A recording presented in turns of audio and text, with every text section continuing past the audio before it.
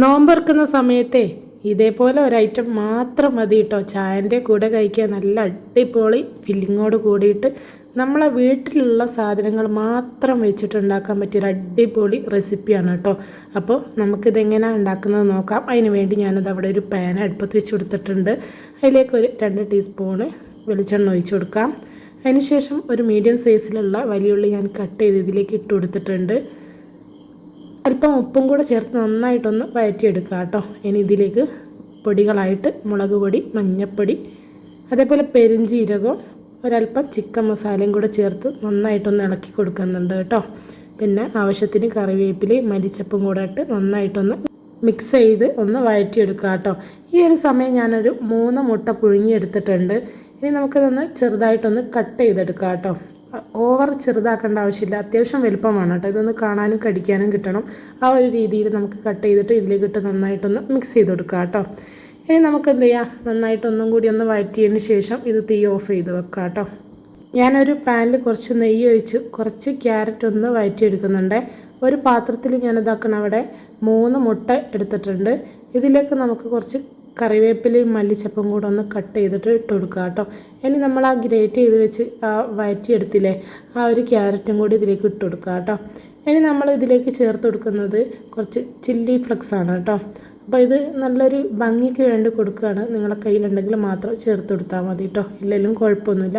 അപ്പോൾ അതും കൂടെ ഇട്ട് നമുക്ക് എന്ത് ചെയ്യാം, ആവശ്യത്തിനുള്ള ഉപ്പും കൂടി കുറച്ച് കളറിനൊരു മഞ്ഞൾപ്പൊടിയും കൂടി ഇട്ടിട്ട് നമുക്ക് നന്നായിട്ടൊന്ന് മിക്സ് ചെയ്ത് കൊടുക്കുക കേട്ടോ.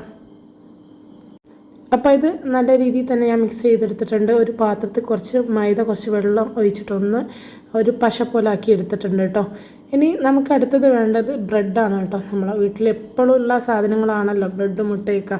അപ്പോൾ ഇനി വേണ്ടത് ബ്രെഡാണ്. ഈ ഒരു ബ്രെഡ് എടുത്തിട്ട് ഞാൻ അതിലേക്ക് ഈ ഒരു ഫില്ലിങ് ഇതേപോലെ വെച്ച് കൊടുക്കുകയാണ് കേട്ടോ. അപ്പം നമ്മളിതാ ഇതേപോലെ വെച്ച് കൊടുത്തിട്ടുണ്ട്. അതിന് ശേഷം 4 മൂല, ഒന്നെങ്കിൽ 4 മൂലയിൽ അല്ലെങ്കിൽ എല്ലാ ഭാഗത്തും നമുക്ക് എന്ത് ചെയ്യാം, നമ്മൾ ആ ഒരു പശ തയ്യാറാക്കി വെച്ചല്ലോ അത് വെച്ചിട്ട് നമുക്കൊന്ന് തേച്ച് കൊടുക്കുക കേട്ടോ. ഇതേപോലെ തേച്ച് കൊടുക്കുക. അപ്പം എന്നിട്ട് അടുത്ത ബ്രെഡ് വെച്ചിട്ടൊന്ന് ഒട്ടിച്ച് കൊടുക്കുക കേട്ടോ. അപ്പോൾ ഇതേപോലെ ഒന്ന് ജസ്റ്റ് ഒന്ന് പ്രസ് ചെയ്ത് കൊടുക്കുക കേട്ടോ, പൊട്ടി പോകണ്ട. ഇതേപോലെ ഒട്ടുന്നില്ലെങ്കിൽ നമുക്ക് 4 മൂലയും നന്നായിട്ട് തന്നെ തേച്ച് കൊടുത്തിട്ട് അങ്ങനെ അങ്ങനെ ഒട്ടിക്കുക കേട്ടോ. അപ്പം മുഴുവൻ ബ്രെഡ് ഞാൻ അതേപോലെ ആക്കി വെച്ചിട്ടുണ്ട്. ഒരു പാൻ അടുപ്പത്ത് വെച്ച് അതിലേക്ക് കുറച്ച് നെയ്യ് ഒഴിച്ച് കൊടുത്തിട്ടുണ്ട്. ഇനി നമ്മൾ തയ്യാറാക്കി വെച്ച ഓരോ ബ്രെഡ് എടുക്കുക. അതിന് ശേഷം എന്ത് ചെയ്യുക, നമ്മൾ തയ്യാറാക്കി വെച്ച ഒരു മുട്ടേൻ്റെ മിക്സ് ഉണ്ടല്ലോ അതിലിട്ട് നന്നായിട്ടൊന്ന് ഡിപ്പ് ചെയ്യുക കേട്ടോ.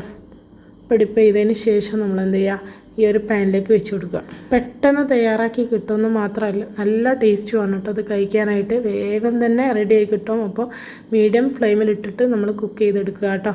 അപ്പോൾ അതാക്കുന്ന ഞാൻ 2 എണ്ണം ഇതേപോലെ വെച്ച് കൊടുത്തിട്ടുണ്ട്. അപ്പോൾ ഇതൊന്ന് നമുക്ക് റെഡിയാക്കി എടുക്കാം കേട്ടോ. നന്നായിട്ടൊന്ന് ഒട്ടിക്കിട്ടാൻ വേണ്ടിയിട്ട് എല്ലാം നമുക്ക് എന്ത് ചെയ്യുക, അതേപോലെ ഒരു ചട്ടകം വെച്ചിട്ടൊന്ന് പ്രസ് ചെയ്ത് കൊടുക്കുക കേട്ടോ. അപ്പോൾ അതിന് ശേഷം നമുക്ക് എന്ത് ചെയ്യാം, ഇതൊന്ന് മറച്ചിട്ട് കൊടുക്കാം. അപ്പോൾ അതേ ഞാനിവിടെ മറിച്ചിട്ട് കൊടുത്തിട്ടുണ്ട്. അപ്പോൾ തീ കൂടാതെ ശ്രദ്ധിക്കുക, കരിഞ്ഞു പോവാതെ തന്നെ എല്ലാം നമ്മൾ എന്ത് ചെയ്യുക, അതേപോലെ റെഡിയാക്കി എടുക്കുക കേട്ടോ. കാണാൻ മാത്രമല്ല നല്ല അടിപൊളി ടേസ്റ്റുമാണ് കഴിക്കാൻ. ആവശ്യമാണെങ്കിൽ മാത്രം രണ്ടാമത്തെ ഭാഗത്തും കൂടെ കുറച്ച് നെയ്യും കൂടെ ചേർത്ത് കൊടുക്കുക കേട്ടോ. അപ്പോൾ അത് പെട്ടെന്ന് ഉണ്ടാക്കാൻ പറ്റിയ നമ്മൾ അടിപൊളി ഇഫ്താർ സ്നാക്സ് ഇത് അവിടെ റെഡി ആയിട്ടുണ്ട്. അപ്പോൾ ഇതുപോലുള്ള നല്ല നല്ല റെസിപ്പി ആയിട്ട് ഇൻഷാ അല്ലാഹ് വീണ്ടും കാണാം. അപ്പോൾ സബ്സ്ക്രൈബ് ചെയ്യാൻ മറക്കല്ലേ. ബൈ.